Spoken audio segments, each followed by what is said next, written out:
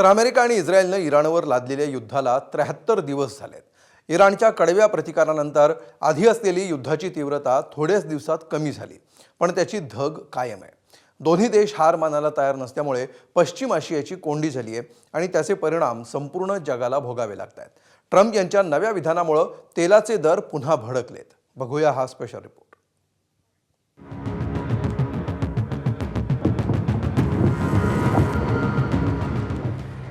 कधी शांततेचा जप तर कधी धमकीची भाषा।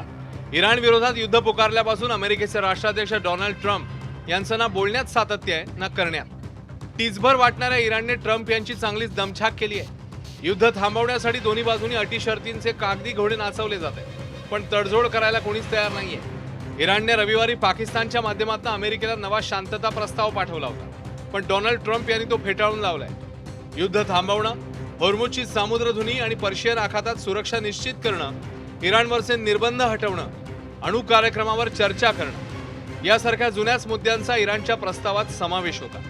पण युरेनियम संवर्धनाच्या मुद्द्यावर अमेरिकेची भूमिका कायम आहे। इराणने त्यांच्याकडे असलेलं 440 किलो 60% समृद्ध युरेनियम सोपवल्यावरच निर्बंध शिथिल करण्यावर अमेरिका ठाम आहे, पण अणु कार्यक्रम आणि युरेनियमवर तडजोडीला इराण स्पष्टपणे तयार नाहीये।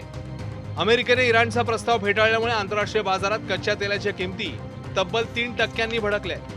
जवळपास प्रति बॅरल 98 ते $99 असलेल्या तेलाच्या किमती $103 वर पोहोचल्या। होर्मुझचा तिढा कायम असल्यानं जगाचं टेन्शनही संपण्याची चिन्ह नाहीये। असं असलं तरी दोन्ही देशांनी 8 एप्रिल पासून लागू केलेली शस्त्रसंधी संपल्याची घोषणा मात्र केलेली नाहीये। शस्त्रसंधी कायम असली तरी धमक्या आणि छोटे मोठे हल्ले कायम आहेत। दक्षिण लेबनॉनमध्ये इस्रायलचे हल्ले सुरूच आहेत।